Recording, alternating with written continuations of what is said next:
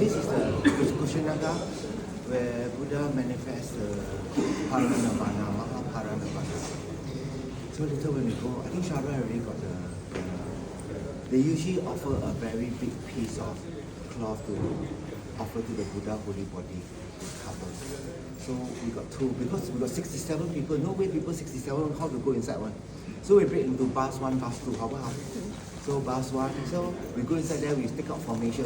Then we'll go in, then turn, then say the prayer, then offer. Then bus 1 finish, bus 1 come out, then bus 2 go inside. 67 people. I really don't think we can fit all the people. We can, we stand like that, then can. But you stand like this, a little bit tricky. So, so this morning we go, right, is to go to, there's a stupa, then there is the Buddha lying down. So when the Buddha lie down, in the first watch, if you look at his head, it's like in meditation. Then you look in the middle, it's like in deep meditation. Then you look at the leg, then you see he closed the eye, was in plan, he went samadhi, dhammakaya. So you see there's different look in the eye. So the artisan who make the thing is somebody very special. So this lying down is to show, it's the lion position. But the Buddha did not do this. This is like this. So every night if we can do this dependent on rising. So Ananda, when he lied like this, he achieved the state of stream enterer. Being really mindful. Lying down on the right. So there was 100% on mindfulness. Mindful of the body in contact with the mattress. Mindful of the air, his breath. Mindful of the heat, the sensation of the surrounding air. Then mindful of the fire element, the heat, the water element. As you breathe, right, you can inhale some cold air, as you exhale some. In every breath of you, there's some moisture coming out. That's why those people got blocked nose one. After you breathe from your mouth, hold that, then next day you hear very dry, right? Then because there's moisture. So mindfulness is the thing. I hope you go back to really remember Sifu. Keep sort of reminding you, must be mindful. When you're mindful, especially those now, you're 50s going to 60, the most dangerous thing that happens is called fall down. Fall down means you Pikachu, you know, so you're out of action for a while. You know. Pikachu means Pikachu. So you can't do a lot of things that you really want to do. So be careful, so be mindful. So you walk, hey, you come back from 3 walk slower, be mindful. You know, then you be mindful. I think it will be much, because we rush too much already. We rush for breakfast, we rush for lunch, we rush for dinner, we rush to sleep. Whole life rush. So when you're mindful, you do less, but you gain more. You start to enjoy the bit and piece of things. So that when I'm conducting training for my soldiers in the Brunei jungle, so after 2 days of survival, they got no ration.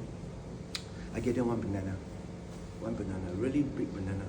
You can see all the different type of mind. Some open the banana.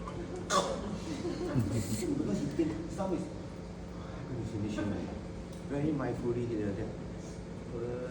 Then he tried to taste every bit of sugar there is. So I said, you know, you must. He said, I want to enjoy everything. So life, you start wherever you are right now.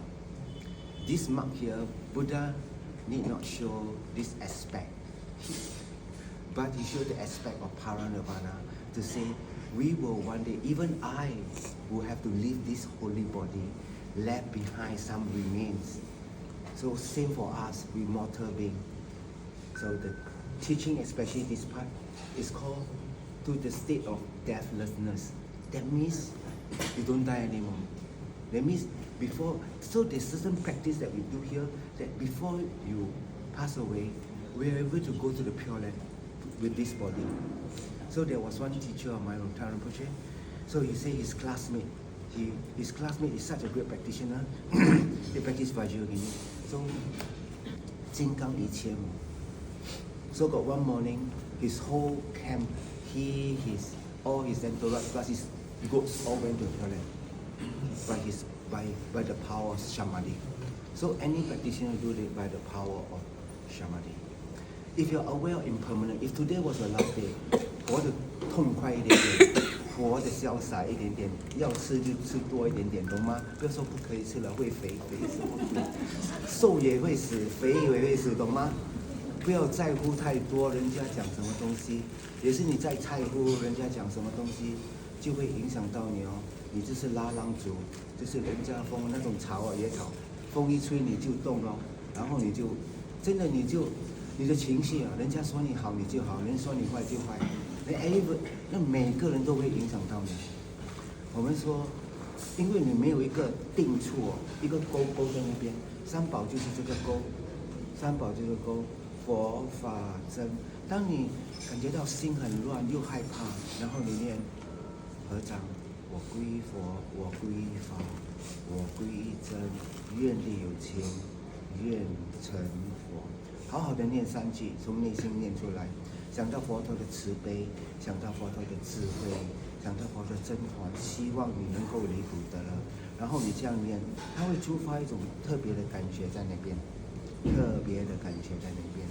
因为我们念经也是冲啊，做什么东西都在冲哦，冲，来也冲，去也冲哦。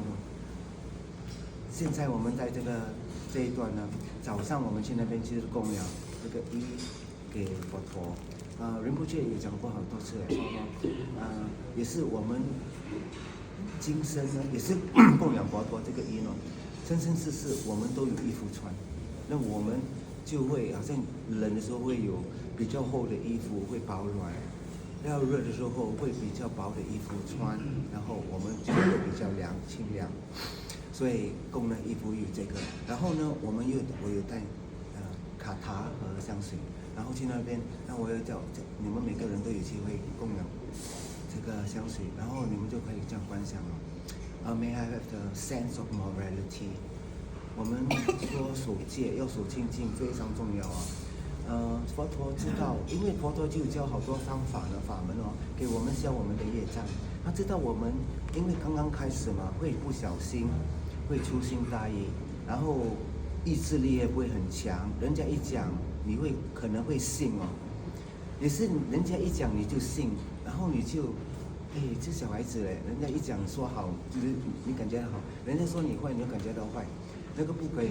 佛教徒我们说，比丘以智者，当善观我语，不连戒魔经，信受非人性。They say wise men and monks do not believe what I tell you. You should check my teaching by rubbing, cutting, melting gold. Then after analysis, it should work. Then you should then believe me out of your experience. I really like this very much. It should be that. So right now, you should also not believe what I say. But you not believe, not say, oh, never good aside. No, you say, okay, I will take this in. This is the faith, but clear faith. I will take this and then try. The last trip, the first 2 trips I came here, I suggested we walk 108 rounds. Now today we walk 7 rounds. What everybody? Okay, we walk mindfully 7 rounds. How? We walk mindfully 7 rounds. I will recite the mantra and you try to hear. We walk 7 rounds. After 7, so we walk 7 rounds. Then we go to find a place because we're 67. We cannot sit at the stupa. We'll block the traffic. We will go down to the field and then we sit. One of the Rinpoche, his name called Mingyu Rinpoche. His father was a great meditator, Ugin Tuku Rinpoche. So at a certain point in the Kagyu tradition and the Nyingma tradition, got this one practice they call wandering monk. That means they give up everything, then they go and then they practice, But you need to have a certain point of experience or understanding of the thing. You can just go and wander. You will not be able to extract the thing. You will just feel very cold, very tired, very miserable. Isn't Dharma had made me so miserable? But when he practiced, so he came to this Kushinagar, he left the thing and then come to Kushinagar. He almost died here. He saw the dissolution process. He was so weak. He initially got some rupees. He eat the food. He still buy food now. At the end, when he run out of rupee, before he buy the food from here, then he ask the thing. Then he leftover. He eat the leftover. I think quite tough for most of us. He eat the leftover. So as he eat the leftover, I think got one maybe dirty or polluted, right? He felt that his life force was draining off. And then he meditated. That was the time he showed what he was. He meditated, the dissolution process, Then when you die, there's a dissolution process. The earth element dissolves into water, water to the fire, fire to the air, and that is dissolve your physical aggregate, the element. Then it dissolves in a subtle mind. The appearance of the white appearance red increase, black near appearance, the subtle mind. Then once this mind dissolves, the extremely subtle mind, 原始光明心, or in their tradition we call primordial awareness. Then in Gelug we call clear light mind. All of us got this mind. We will, all will ask, will have a glimpse, but we'll not recognize it. But because of his training, he recognized. He went through the process, he recognized, but he popped back up. He felt that it seems that someone is telling me not time yet, and he arose from the thing, and he meditated here. So before this happened, he meditated. He met someone. So someone helped him. So when he saw him, this person. So you don't know who you find here, you know. Mingyu Rinpoche, very weird, you don't know. But actually, if you see the picture, you recognize him. He got quite distinct feature. So we bring him to the hospital, then he get well. So you really don't know and pay for his bill. So this guy must rejoice. Very clever. Very clever. He was able to bring him, and you really don't know who this man is, you know. Probably make prayer, you know. May the poor find well, may the sick find medicine and doctor. So you pray, may I be the one who offer. You have to do this prayer. So when I built the Guru Rinpoche project in Pokhara, so I was teaching the Mani Kambu, then I write the letter to the Rinpoche who first transcribed or translated the thing to English. Because the book no longer in print, I asked, can you give me a soft copy? I print. Or then, that's my idea lah. The best is take the thing, permission to re-edit the thing, because some of the terms are, you know, that was in 2012, right? It was not so standardized term. Then he wrote back to me, but before that, I was searching for photograph, because I met him, I went to his house before, I went to his house before. He was the translator of the Sakya pen. He got the tooth of the third Buddha. I saw the tooth. Later I show you a picture of the third Buddha tooth in my hand. He said he cannot put on the internet and go out. I promise him so you all can see. I will let you all see. So, no, but you all see, okay, not very friend. One cent the whole world. There's a tooth. The tooth really look very different. It's not like the tooth you see for yourself. Very different. It's really round. Look like teeth.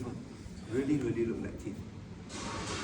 Then, while looking through the picture, I remember there was one picture of a letter. Rinpoche asked me to put under in Bhutan. There's one lady called Namtose. So Parashana. So he put under. He said, I can't remember all the detail what I wrote, but because I saw the thing, I read again. There Rinpoche wrote me, I built a Guru Rinpoche statue in Pokhara. So I also put one letter myself. Whatever Rinpoche want, I fulfill. That's why I do that. So prayer work like this. You make prayer so that it can effect. At the time of effect, if it is an apple, it definitely comes from apple seed. Clear? So if you want to be an apple, you have to work. It has to come from this seed. That means at the time of cause, did you create or not? If you did not create, at the time of effect, it would not be. If you cook curry, if you don't put salt, how we pray, we do retreat, no? The thing will be bland, no salt flavor. If you cook curry without spice, then whatever you pray will not be spicy. It will not the thing. So at the time of course, it must have the ingredient, the main ingredient. So the main ingredient is your motivation. The motivation, I want to become a Buddha, to free all beings from suffering. So this is called the path, then to lead you there. This path takes a long time. It's better to think many. No, you just think, as many lives you think, I'm going to do it one day at a time. This is how it works right now. You can't rush your days right now. I'm going to rush the day. You say, you got a lot of fertilizer, you say, okay, better go tomorrow. And oh, I hammer you, I kill you. No, you're not going to do that. Even if you got all the food, you can eat all in one go, right? So there is always a time lag in the thing. But when you rush, it seems that life stood still because you keep looking at time. But when you are at ease, time flow. Time flow. There's no concept of time, long and short. As we go over there, Buddha had waited for us. You know the Banyan Buddha were bombed. Lucky the statues, all these statues are still here. They went to the Bogaya. Now we cannot bring our handphone, many things inside because someone used gas tank want to bomb the thing, you know. Lucky the monk got a little injured, I think the Buddha. So what we can see today is not going to be permanent. Even the statue one day will disappear. I'm very sure about that. Nothing is permanent. No, absolutely nothing is permanent. Even every theory that seems that Newton theory is very correct. Now seems that it's a little bit different. Quantum theory now comes, so it's a little bit different. So, but the path to enlightenment that Buddha have found, discovered, teaches us is that a difinite method. It's a singular method for every single sentiment one day to reach full enlightenment. So you must have the strong desire, I want to get enlightened. You have to have this strong, because it's difficult. It's almost becoming an Olympic gold medalist. To become a Buddha, if I want to say that you're a normal being, you're 4-year-old, you want to be an Olympic gold, you have to train every day. You have to train every day. No one become an Olympic gold medalist training once in a while. And every Olympic gold medalist definitely have a coach. If you haven't find your coach, you must pray. You have to pray. Is it you need one? Best you have 1, 2. If you have a lot, all different traditions, you might get yourself very confused because you're not sure which one should I follow to do, you know. Then you touch a bit, touch a bit, touch a bit. Then you're like trying with a 4-headed needle, you know. Then you're like, oh, I did not see anything. So it's better to 1E, just follow one path for a while. Then once you reach what stage? When you study the overview of the Lamrim, then you study the Kagyut Lamrim, the ornaments of liberation. Then you study the Nyingma Lamrim, words of my perfect guru. Then you look, it's quite clear, Lama Tsongkhapa. So you read, then you realize they're all the same. You say, okay, now foundation says, this is called common attainment. The uncommon attainment is all the initiation. That will really depend on karma. Certain people will, they like this ascetic practice more. So Lama Tsongkhapa approach called the analytical approach. Today is a Lama Tsongkhapa day. So today is a 619, 20, 21, 22, 23, 604 years since the Lama Tsongkhapa showed Paranirvana. I met some strong karma in Lama Tsongkhapa. I went to his cave where he saw emptiness directly. I went to the place that he stayed. Then there was a handprint of Tara there. I put my Nespresso inside his room. It's still there now. So the apple is my teacher. So I got a Nespresso machine. So I go inside there, people doing that. I open up a cloud, I put look, huh? It's not got an Nespresso machine. Okay. So today marks the 604. What J. Tsongkhapa did, correct? What J. Tsongkhapa did was make even more clearer the path. That means for us who need more detail rather than 1 or 2 points, then able to hold on to it, go deep enough. We need a lot of reasoning, we need a lot of coaching, we need a lot of urging so that we can progress along things. It's a very systematic way. So I felt that so Rinpoche in his previous life was a Nyingma practitioner. He meditated 40 years in a cave. That's why this life, they show this incredible aspect of he do the activity. So at certain point, they do the activity of meditating, certain do the activity of, we call it helping people, reviewing the Dharma, upholding the Dharma. So those people who meditate in the cave is called upholding the Dharma. The Dharma will disappear from the world when no one got realization. So realization becomes really important. Realization comes from meditating. Meditating comes from contemplating. Contemplating comes from listening. And listening comes from meeting a guru. You never meet a guru, you can't. Listen from who? From the internet. Or you can get some idea, but there's no way. I don't think you can ever get enlightened from the internet. No. You can get some knowledge, some idea, some knowledge, but you want to get pit instruction, things that will help your mind, support your mind.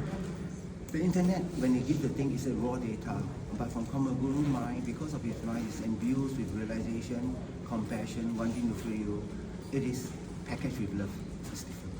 It's different. It's really, really very, very different. So when you hear from the Guru, under the seat, bowing like this, it's different from hearing the internet, you sit on the chair like that. It's totally, absolutely, very different. Absolutely, very different. So, after we do all this, I want to, today at this place, complete the Great Liberation Sutra. So it will be a long day today, okay? So we have got part 1, part 2, we work pretty hard, maybe no need to do part 3. So part 1, part 2, part 3. Those people who have taken highest yoga tantra will do part 3. because we need to do sock offering, TSOC, not sock SOCK, TSOG, sock offering. So this is part of the vow we need to do. Right? So this is the program for today. If not, try to always be very mindful. When you listen, when people talk, try to listen. I'm aware. So last time I used to engage in the thing, I engage a conversation. So yesterday I was sitting there waiting for the passport. It must be one experience you all never go before one. Where you got passport, no, chop passport, no, take 3 hours, 4 hours. Welcome to incredible India. No, it's not this like that. Other part are well, but I felt that this checkpoint, right, is like, well, it's just a choke point. And I got feeling it's because only this season there's so many. You come any other time, probably you chop, you go off, But this season is just that we happen all at the same time. That flood, So they also, but they got system. I saw they got system. Bus one, shout out, say bus one, then come. Shout out, say, don't cut you. I say it's okay. We're all in samsara. You go faster, say that all will die one day. There's no really much different who go first, But so I was sitting there. There was a group of Vietnamese, one Thai. So it looked like harmonized music, So I was not paying attention. I was just breathing out. The sound was here, but I feel that I was not really. So, if you do not look at people's eyes or whatever thing, right, you shut your eyes, you cut down 50-60% of the data. Your ears, no choice, got here. You cannot do like that. It's very rude, People talk you like that. Very, very absolutely rude. But you put an iPod, those noise cancelling on. No one. You cut away 10%. But your mic can still kepo, Oh, what that shoe they wear? You start. We are curious. We are unable to just focus on one thing. So the one thing is called mindfulness. Of whatever happened, arise of the. I first noticed it. I saw experience it, and the moment ceased. And the next thing comes, not engaging with it, but aware of the arising, the abiding, the ceasing. This is called impermanence. What Buddha manifested at Kushinagar was impermanent. We will leave this mortal body, our gross body. Our body and our mind are two different things, but right now they are different but not separate. They are different, isolate but not separate. So you depend on your body to have a healthy mind. In a sense, you give it all the nourishment. You need a healthy mind, even how bad the body look like. Because your mind healthy, you're quite chill, like Milarepa. He look really like somebody like almost like destitute, but he one of the most bliss out person in the 11th century. He's really amazing, so really, really amazing. So Milarepa came before Lama Tsongkhapa. Lama Tsongkhapa was later, 1357, 1357. So Lama Tsongkhapa was born. So later from this our text out, right? The text to your the secret bibliography of J. Tsongkhapa. So we read. I will try to explain a little bit. I try to ambitious a bit. I try to go a little bit of overview. I will try to tomorrow, right? I will talk to see what time we need to move up. There's one Namgyal monastery, but actually the main thing to take action. You cannot see everything. The idea is to stay at one place, right? So there are 8 main stupa. All the relic was. We went to Kalivasvastu, so that's one. Second, yesterday called Ramagraha. Ramagrama.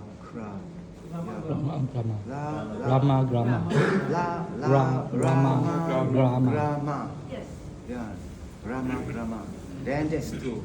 Kushinagar is 1. Then later we'll go one more called Vaishali. Then after that one more called Rashkya. Then they got 3 more called Pava. Then got one more called Alanka. Then got one more start with V1. So these 3 is like a little bit unknown the place. But we will at least go 5 of the place or do, and we anything that touches by the Buddha, right? I feel that sometimes we want to get blessing. The best is go to New Delhi Museum. You can see all the things. It's just like a hidden treasure. No one knows. I never even know. But a lot of people when Anjali went with a Kishore, say, hey, I saw the Buddha. Really? Where? Museum. Yeah, but I did not know even can take photograph and sit there. It's a rare privilege. Remember, every time you can practice, rejoice, rare privilege. So later we go, we try to, so we cannot bring lighter inside. No lighter inside, okay? No lighter. at the as you go inside the temple ground, we need to put our shoe one side. I don't know it's going to rain or not. So you got plastic bag, you have to put your shoe get wet, then you get habis one, right? Then you want to have a plastic bag, right? So that you can put the thing. I don't know, not sure. Okay.